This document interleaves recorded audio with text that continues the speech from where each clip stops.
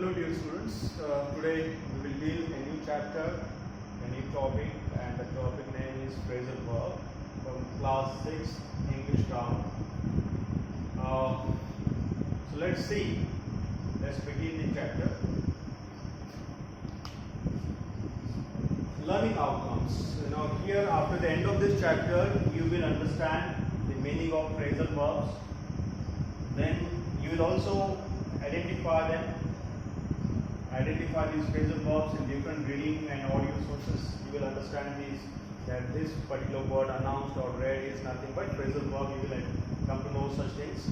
You will also be equipped. You will also be having the knowledge of few important phrasal verbs through the examples. Okay, so we shall see these things in the chapter.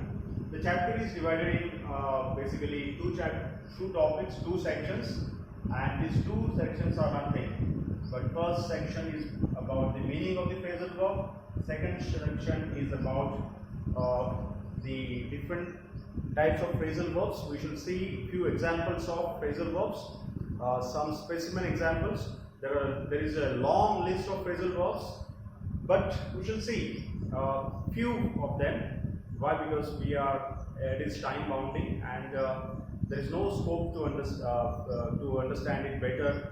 And you all students, after getting this, what information you can have your own. You can grow your own phrasal verbs. Okay, by going through any standard study material. Now we should see what is the meaning of phrasal verb. Okay, a phrasal verb is the group of main verbs along with one or more adverbs and prepositions. So actually phrasal verb is a combination of main verb, and along with main verb it will have one or more adverbs and prepositions. Okay, so this particular such group is considered as phrasal verb. Understand? There should be main verb. It should have main verb first, and then along with main verb there are certain adverbs and prepositions to form a phrasal verb. So we shall see it here. One is example I have given here in this particular place. Call at. So you know that very well. What is call? Call is the main verb, and at is nothing but preposition. Understand? At is preposition. So call at is the phrasal verb. It is the combination of main verb and one or more prepositions. This is one preposition only. Okay. So what is the meaning of call? Call means to, you know that. Call means to call somebody.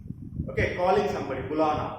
But here, if you are attaching this main verb call with at, it becomes phrasal verb, and these phrasal verbs, they may change the actual meaning of earlier verb.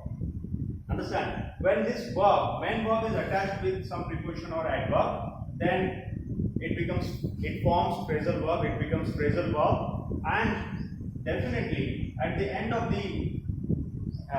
this particular phrasal verb, there will be no meaning of earlier, no earlier meaning of this particular main verb. So call means to call, but here call at means to visit. Understand? Call at means to visit. So for example, I called at my friend at his home. I called at this is the phrasal verb. I called at my friend at his home. So what is the meaning of this particular sentence? I visited my friend at his home. This is the meaning of that particular sentence. This phrase, to visit. I visit. So I visited.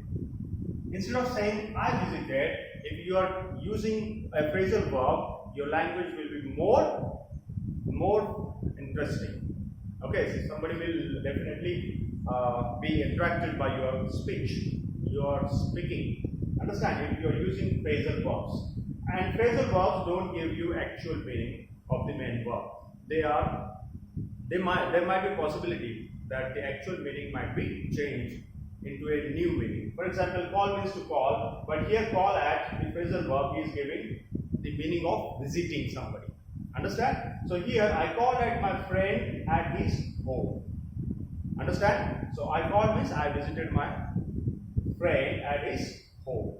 Understand? Next, one or more adverbs or prepositions often a special meaning in the main verb. This is the special thing about phrasal verb. One or more adverbs, they give a special meaning to the main verb. Earlier meaning of the main verb goes away and new special meaning is added when this main verb is attached with some kind of adverb or prepositions after the main verb.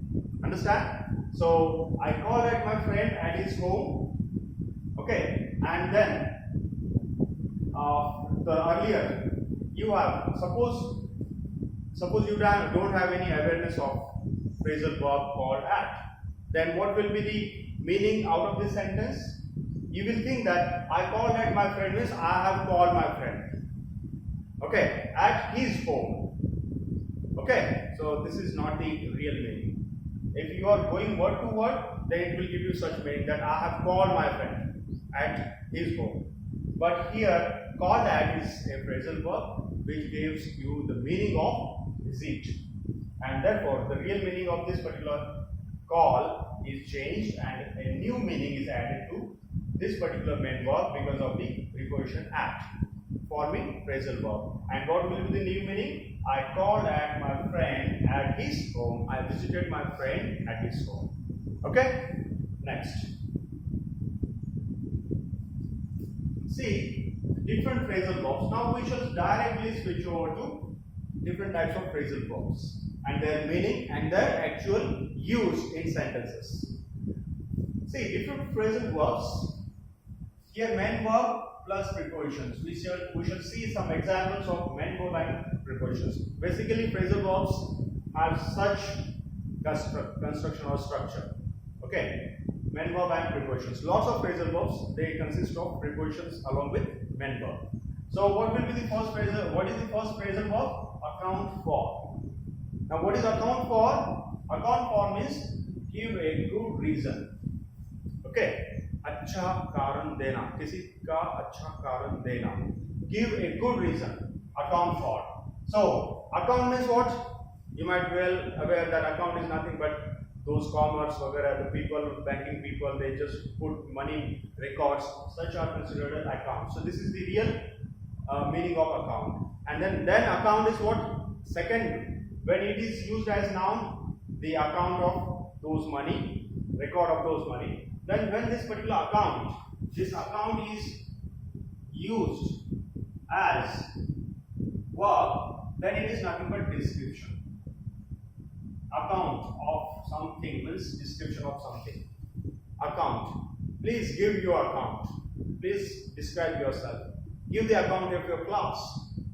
It is a nice account of your school. Okay, or description of your school. So account, when it is used as verb, it becomes description. But this particular real meaning is changed when we are adding for. Understand? And what will be the next derived meaning out of this phrasal verb? A good reason of something. Giving a good reason. So for example, here see, you must account for not doing homework.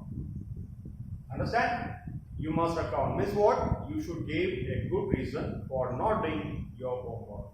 For not doing your homework. You haven't done your homework, you should give me a reason why you have not done your homework. So account for. Account for means giving a good reason.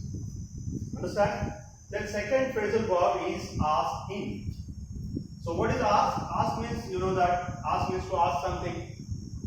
But when it is attached with in, one preposition, then it becomes phrasal verb. Okay, it becomes phrasal verb and the entire meaning of ask is changed. And here asking means to invite somebody into the house. Understand? Asking means not asking. Ask in means what? Invite somebody to your house. So for example, I ask the guest in. Here ask and in is here. Okay, we have to arrange it properly in its proper structure. Okay, so this is the arrangement. Nothing. I ask in the guest. You can also say I ask in the guest. and offered him a cup of tea. I invited the guest in my house. I asked the guest in and offered him a cup of tea. Means what? I have called the guest into my house and I offered him one cup of tea. Then second is be for. Okay, be for. So be for means in favor of something. Be is nothing but am is that. Instead of be, you will have the forms of be in actual phrase.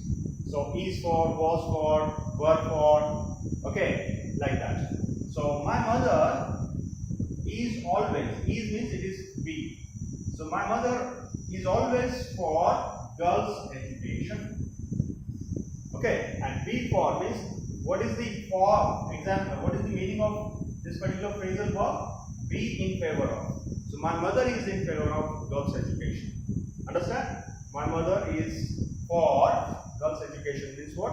My mother is in favor of girls' education.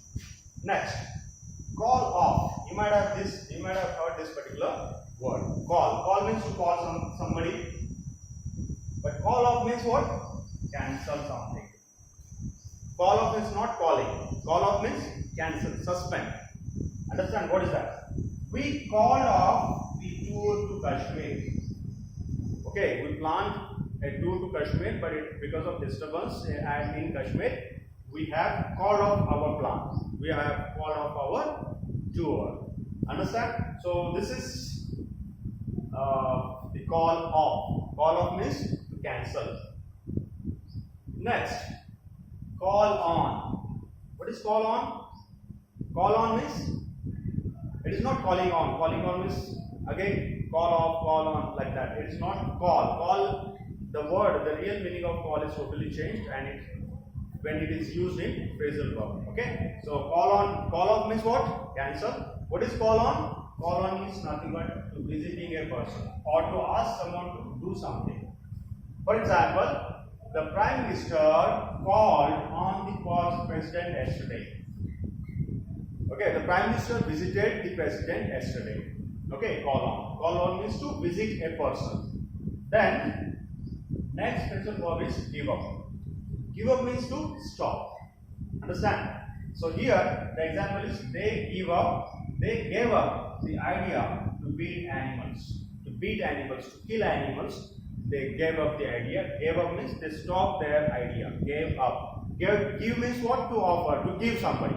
But it is not the meaning here. The real meaning of this particular verb is not coming here anywhere in this particular meaning of the phrasal verb when it is attached with up. So give up means to stop.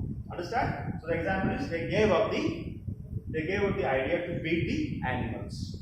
So they are not beating the animals, they are not killing the animals, like that. Run out. Run means what? You know very well, run means to move fast, that is called run. But when it is attached with out, it becomes phrasal verb. Okay, it becomes phrasal verb, and the meaning of this phrasal verb is to what? Run out means finish. Come, finish, end. Okay, finish or end.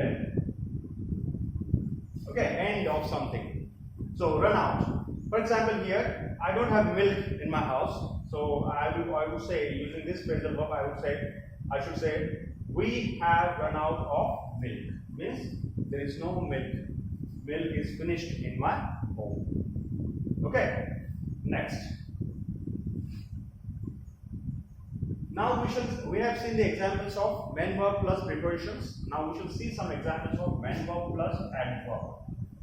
Be away. Away. Be away. So it is the adverb. Be, again, it is form of am. Instead of be, there will be is, am, etc. Okay, was, were, like that. So be away means away from home. So I went to Rohit's house, but he was away. So it is be. This was is nothing but be. So he was away.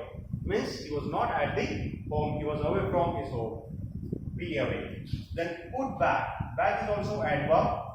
Put is the main verb. So put back means to return something at its original place. Put back. Keep it back. Put back means to keep it back. I put back my laptop. Okay, I put back my laptop. Means what? I might have brought my laptop from some place, so I have kept that particular laptop at the same place. Put back at its original place means returning the same thing, something at its original place is nothing but put back. The phrasal verb. Next. Now, just we shall remember what we have learned. We have learned meaning of phrasal verb. Understand? I have explained you what are the phrasal verbs.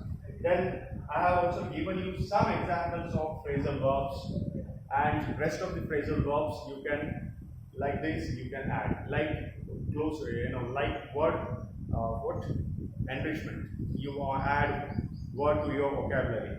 So similarly, you can add different phrasal verbs by keeping it, by remembering it in your mind through any standard study material. Okay? I hope that you have understood the concept phrasal verb. Thank you. Thank you.